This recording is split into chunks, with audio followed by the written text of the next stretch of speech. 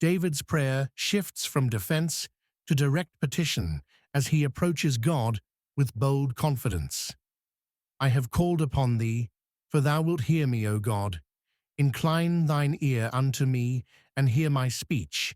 Show thy marvelous loving kindness, O thou that savest by thy right hand them which put their trust in thee from those that rise up against them. Psalm 17, 6, 7. The declaration, I have called upon thee, establishes David's active pursuit of divine help. He has already started this prayer relationship and continues in it. His calling represents more than casual requests. It shows persistent and earnest seeking. Prayer forms the foundation of David's response to crisis. Instead of plotting revenge or gathering armies, he turns to God first. This pattern appears throughout his life. When facing Goliath, he declared, Thou comest to me with a sword, and with a spear, and with a shield. But I come to thee in the name of the Lord of hosts. 1 Samuel 17:45.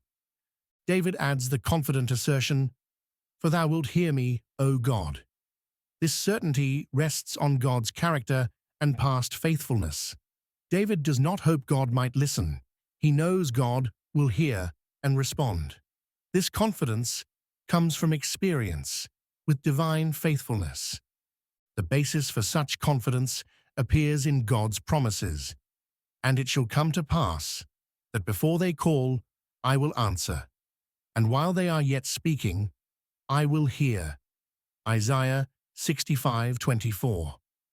God commits himself to hearing the prayers of his people. The request, Incline thine ear unto me, uses anthropomorphic language to describe divine attention. God does not possess physical ears, but this imagery conveys his willingness to listen. The word incline suggests bending down to hear better, showing God's gracious condescension. David continues, and hear my speech. The word speech refers to his specific words and requests. He wants God to understand not just his general distress, but his needs. This shows the personal nature of prayer. God cares about specific details of human experience. The petition, Show thy marvelous loving kindness, requests a demonstration of God's covenant love. David appeals to God's character as the basis of his request. The word marvelous shows something extraordinary and wonderful. David asks for more than ordinary help. He seeks a display of divine love that will amaze observers. This request shows faith in God's ability to work beyond human expectations.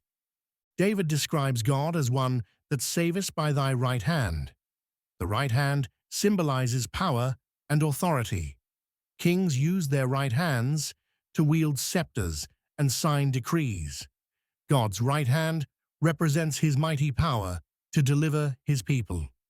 Scripture frequently mentions God's right hand in contexts of salvation and victory.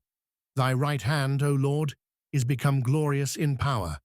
Thy right hand, O Lord, hath dashed in pieces the enemy. Exodus 15:6. This imagery assures believers that divine strength is available for their deliverance. Next, David identifies those who receive this salvation, them which put their trust in thee.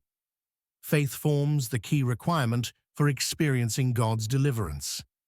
This trust involves complete dependence on God rather than human resources.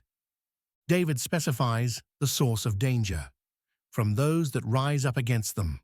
The words rise up suggest organized opposition and rebellion.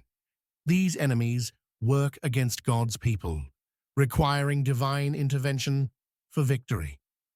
These verses teach believers about confident prayer, God's covenant love, and the power available through divine intervention.